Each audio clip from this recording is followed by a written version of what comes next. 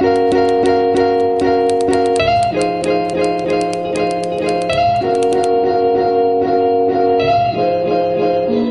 decir que al final estas características que tiene el sistema, es un sistema superficial, muy inmediato y muy, digamos, de participación activa, está como muy relacionado directamente con el éxito de las fake news, porque lo que buscas es esto, mensajes directos, que los leas, se te queden, se te olvide y ya no sepas si es verdad o si es una noticia falsa. Claro, tiene que ver, o sea, digamos que el medio genera las condiciones, ¿no? Por si el medio no va a ser malo. De alguna manera, fijaros, lo que tenemos es un poco las exposiciones como cuando antes, en su momento, ¿no? Pasó con la radio, pasó con la televisión. O sea, pues uno decía, no, es que he ido al cine y claro, la película no refleja lo que tiene el libro. Claro, dices, no, es que el libro son 8 tomos y lo que estaba en 8 tomos te lo pasaba a una peli de 2 horas, ¿no? Pues claro, no puede ser lo mismo, tengo que seleccionar, tengo tal, ¿no? Es verdad que cada medio tiene su lógica, ¿no? Impone una lógica determinada tanto de producción de información como de consumo. Lo que tenemos es que es verdad que las redes sociales que más triunfan, o incluso la evolución que han tenido las redes sociales ha sido cada vez a un modelo de información más visual, más iconográfico, más que por su propia naturaleza es más polisémico, es más emocional, ¿no? Es decir, al final los colores, las formas, ¿no? Pues digamos, psicológicamente, digamos, tienen una capacidad de llevarme más a lo emotivo, ¿no? Digamos, a la parte más reptiliana del cerebro, ¿no? Al cerebro más antiguo, ¿no? Y si quieres, eso por un lado, y luego la propia forma de generar el proceso de información, que es muy multioscópico, ¿no? Es decir, es rápido, es vertiginoso, hace que haya poca reflexión. Y evidentemente, si yo, por ejemplo, el otro día hablaba con un chico que estaba haciendo también un trabajo final de grado sobre esto, y me preguntaba, dice, bueno, la verificación de información. La verificación de información es un principio básico del periodismo, ¿no? O de la historia, o de los historiadores. Es decir, no debería contar nada si no he verificado previamente con varias fuentes que eso tiene visos de realidad, ¿no? ¿Qué sucede? Claro, verificar una información básicamente es tiempo. O sea, es alguien que se para, ve una cosa y va a comprobar, va a comprobar, va a comprobar. Yo a veces me pasa con estudiantes de nuestra universidad que les pregunto, ¿cuántos periódicos leéis en un día? ¿No? Ya no digo impresos, que ya ninguno, pero digitales, ¿no? Contrastas una información y ves qué impacto tiene aquí, tiene, por ejemplo, fuera, ¿no? En otro país, ¿no? Cómo se ve la misma información desde diferentes prismas.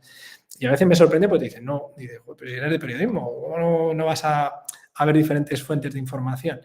¿Qué ocurre? Que eso va muy en contra de cómo funcionan estos medios. Porque tienen esa capacidad, yo siempre, ya os digo, me recuerda un poco a ese principio de cuando grabábamos en cintas de cassette, ¿no? Y tal, que la cabeza iba borrando constantemente lo que había anterior, ¿no? Entonces, el segundo después ya ha borrado el segundo de antes. Y rara vez paramos, porque además tiene algo seductor, o sea, tiene algo atractivo, ¿no? Ese flujo, porque de alguna manera no me hace pensar, ¿no? Y pensar siempre es algo, un punto traumático, ¿no? Porque me obliga, ¿no? Me exige, ¿no? Entonces, creo que estos medios propician eso. ¿Qué ocurre? ¿El problema lo tiene el medio? Bueno, el medio es así. Lo que tenemos que es educar o intentar proveer de herramientas para saber manejar el medio y conocer que hay gente que tiene intereses, que eso no lo podemos obviar, que van a explotar cualquier vulnerabilidad que pueda utilizarse con ese medio como con cualquier otro. Y ahora están estos. O sea, yo lo que quiero decir es que no victimizo el medio. Lo que creo que tenemos que ser conscientes es que siempre va a haber alguien que va a utilizar una tecnología, la que sea, para sus intereses. Y estos facilitan mucho hacerlo en algunas ocasiones. Lo que ha ocurrido de alguna manera también es que Internet, los algoritmos, el conjunto del mundo digital han hecho que se cree una verdad a la carta. Claro, fíjate, ahí esto es muy interesante lo que planteas. O sea, lo que hemos cambiado, claro, yo que por ejemplo cuando yo era estudiante, ahí por el año 80 y tantos en la Facultad de la Complutense, claro, estudiábamos programación, por ejemplo, ¿no? Claro, imagínate lo que es la programación, el concepto de programación hoy en día. O sea, de verdad que era imposible pensar que íbamos a experimentar lo que estamos viviendo ahora en aquel momento. Claro, realmente, ¿qué ocurre? Lo que tenemos es que cada vez ha habido más tecnologías que han posibilitado realmente, digamos, que el espectador, por un lado, vamos a entenderme, el espectador, el usuario, como lo queramos llamar, pueda controlar una parte del discurso, ¿no? Yo siempre decía, me acuerdo de un profesor que yo tuve que decía, el mayor invento fue la pausa, ¿no? Es decir, cuando tú podías parar, ¿no?, una película, ¿no?, de repente, o darle para atrás o darle para adelante. Luego eso, pues, las plataformas digitales lo llevaron a su máximo, ¿no? Pero de repente tú podías manipular el discurso desde el punto de vista de la representación temporal de este. Y luego lo que han aparecido son tecnologías que, alimentándose de mi comportamiento, es decir, en tiempo real, siendo capaces, digamos, de no solamente como hacíamos antiguamente, ¿no?, que le decíamos a alguien, oiga, ¿usted qué ve?, ¿no?, y te hace una encuesta a la entrada de un cine o en un centro comercial, o colocaba los famosos sistemas, ¿no?, para medir audiencias. Pues ahora lo que tenemos es que en tiempo real yo puedo estar capturando miles de eventos de lo que tú haces, ¿no? Yo esto me hace mucha gracia cuando le digo a los alumnos, digo, mira, te voy a enseñar lo que veo de ti en aula virtual, ¿no? Y dice, joder, tienes toda esa información, ¿no? O sea, claro, desde dónde entras, cuánto entras, qué ves, cuánto tiempo has visto algo. O sea, claro, cualquier evento que se registra en un sistema informático genera un log de todos los eventos, absolutamente todos.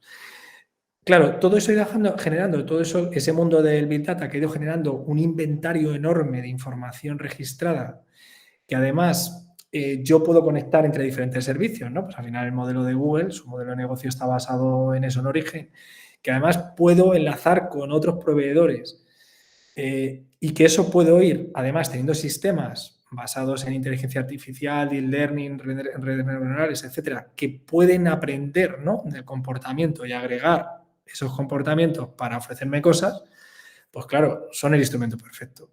¿Por qué? Porque yo al final puedo, y fijaros, ¿no?, hay la política de cookies de Google, ¿no?, que la va a cambiar. Ya no necesita saber quién es Manuel. Manuel forma parte de un conjunto de cohortes en diferentes ámbitos y lo que le interesa es la cohorte en el que estoy. O sea, es el agregado, el grupo. Porque lo que sabe es que si activa un determinado elemento, yo voy a tener a comprar esto. Un servicio, un producto, ¿vale? O sea, somos predecibles todos, ¿no? Somos muy predecibles. Además, había pasado una cosa muy interesante y es que hay un debate de fondo y os lo digo porque yo, como vosotros, pues, profesionalmente luego nos dedicamos a generar información, que eso nos es muy útil también, ¿no? Ahí hay un debate muy interesante que es que, por un lado, claro, cuando yo entrego parte de mi privacidad, esa automatización, ¿no?, que generan los algoritmos me genera una mejor experiencia de usuario, ¿no? Y esto, pues estoy pensando, no sé, ¿no?, si os sonará, pues una de las primeras radios a la carta que hubo, que fue Pandora, ¿no?, que era un sistema en Estados Unidos hace ya muchos años, un poco el antecedente del Spotify actual. Ya hacía esto, ¿no? Y hacía algo que entonces fue muy revolucionario, porque lo que hacía, como hacen ahora todos estos sistemas, no solamente analizan tu comportamiento, por ejemplo, Spotify, sino que analizan el tipo de música. Es decir, si esto es un 4x4, es un 3x4, si va la negra 90, si tiene batería bajo y tal. Y con toda esa información desagregada son capaces de saber más o menos qué te gusta. Si te gusta la música lenta, la música rápida. Si el día que hace lluvia en tu ciudad, lo que te gusta es escuchar música melancólica porque estás así, ¿no? Entonces, eso es verdad que tiene un punto muy positivo otra vez, me ofrece un producto muy a la carta, lo que me gusta, pero favorece mucho en los ámbitos sobre todo de desinformación, de polarización, etcétera, cámaras de eco, porque solo tiendo a escuchar lo que me apetece. Y eso, o sea, volvemos a lo mismo, ¿no? Es decir, lo que tenemos que saber es que eso pasa, que eso funciona así. Y tener la capacidad de decir, ahora no quiero pensar que Spotify me recomiende lo que igual descubro algo súper interesante, ¿no? Pero cuando estoy hablando de información, tengo que contrastar eso, ¿no? Ese es el gran reto. Pero efectivamente genera o da oportunidad tanto a una cosa como a la otra. ¿Y cómo podría el ciudadano aprovechar este Big Data a su favor en el tema de la información? A ver, la verdad que fíjate, hay aquí una cuestión que yo creo que es compleja, ¿no? Y os digo por qué y mi experiencia, ¿no? Yo llevo muchos años trabajando, vamos, no ya en la cuestión solo de información, sino, por ejemplo, en todo lo que ha sido iniciativas de datos abiertos, ¿no? Que llevan muchos años, no sé, pues más de 20 y tantos años llevará una directiva que había de la Unión Europea sobre estos temas y hemos ido abordando. Y fíjate, algo que ya no tiene que ver con el ciudadano, sino, o sea, me refiero con la información del ciudadano, sino que tú, por ejemplo, no sé, hay un proyecto hace muchos años que se llama Gobierto, que tú puedes entrar a ver el gasto de tu pueblo comparado con el gasto del pueblo de al lado y compararlo con datos de su presupuesto público, etcétera. Nosotros ahora, por ejemplo, yo participé el tiempo que estaba ahora de vicerrector de calidad en la puesta en marcha de un proyecto que es Universidata, un proyecto de diferentes universidades que comparten datos sobre las universidades, ¿no? Pues multitud de tipos de datos en abierto. Y es una información que está pública. ¿Qué ocurre? Que es verdad que tiene un punto incluso de complejidad, incluso entender, yo qué sé, ¿no? Si yo pongo un ejemplo que creo que es muy claro. Si yo, aunque te ponga datos en abierto, no entiendo lo que es una variable o qué diferencia hay entre una variable cualitativa y cuantitativa o nominal y ordinal, o sea, unos conocimientos mínimos, vamos a poner, de cuando estudias en primero de bachillerato o algo de estadística o en cuarto de la ESO, no lo sé. Es complicado. O sea, es que hay una barrera que parece trivial, pero no lo es. No entender un gráfico, ¿no? Un poco complejo, yo qué sé, el típico gráfico de un anillo, ¿no? De tipo radial. O sea, hay veces que hay un conocimiento que es muy importante trabajarlo a veces, o sea, hay un reto, yo creo, en el ámbito escolar, ¿no? De que realmente ese conocimiento sea más práctico, ahora que estamos en el debate en la modificación de la ley educativa, ¿no? Y de los decretos. Porque a veces enseñas a alguien a hacer derivadas, que nadie dice que no sean importantes, pero no les enseñas a interpretar la realidad de un gráfico en la que le están explicando el gasto público de su comunidad autónoma o de su... O sea, y no lo entiende. Y es un ciudadano que luego tiene que tomar decisiones, vota, o, por ejemplo, que me expliquen cómo puedo participar en un presupuesto participativo en mi población, ¿no? Para mejorar determinados servicios, ¿no? O sea, yo creo que hay un reto que va primero por ese punto, ¿no? Segundo, porque sepamos, y ahí yo creo que la administración pública tiene que ser muy activa y las campañas las tiene que hacer bien. O sea, a veces yo soy muy crítico con esto porque a veces, yo qué sé, pues hace una campaña para mejorar el conocimiento de la ciudadanía sobre estos aspectos y te lo hacen en radio, que en radio, con todos mis respetos, que yo le tengo un cariño enorme a la radio y tal, mis padres con 75 años no entienden que le están contando en la radio sobre participación pública. Pues no es el camal, pero es barato, sale rentable sacarlo y ya está. Entonces, yo creo que hay que hacer mucha pedagogía desde la administración pública, hay que generar canales que realmente permitan comprender mejor, ¿no? O sea, por ejemplo, un caso muy claro ha sido lo del GPRD, ¿no? Y la Ley de Protección de Datos. Al final, eso para la gente es un lío. O sea, al final, ¿qué hace todo el mundo? Le da a todo que sí o que a las cookies y ya está. Como si estoy vendiendo mi alma. Porque tiene una complejidad importante. Al final, si le habéis echado un vistazo al RGPD o a la Ley de Protección de Datos, hostia, te tienes que poner... Ya no haces nada en ese mes. Claro. Entonces, estamos hablando de sistemas que son muy complejos, que a veces no siempre es sencillo que la ciudadanía pueda participar de forma directa. Y lo que tiene que hacer, creo sinceramente, porque eso no se le puede pedir al mundo privado, es que la administración pública tiene que poner medios, facilitar formación, difusión, para que eso realmente yo sepa qué puedo hacer con eso. Y aún así ya os digo que seguirá siendo hiperasimétrico, porque hay tanto dinero dentro de ese mercado que los que tienen la maquinaria, en este caso estamos hablando de maquinaria digital, para explotar esa información, está a años luz de la que pueda poner ninguna administración ni lo que pueda hacer un ciudadano. O sea, que eso también hay que tenerlo claro. Mira, esta mañana hablábamos en una reunión con gente que está en este ámbito, entre ellos de Maldita, y justo hablábamos de esto, ¿no? Es decir, fíjate, una idea que yo creo que es muy interesante del enfoque que están haciendo algunas entidades de fact-checkers y demás, es entender que esto es un problema global y que, por ejemplo, un elemento clave es la participación pública.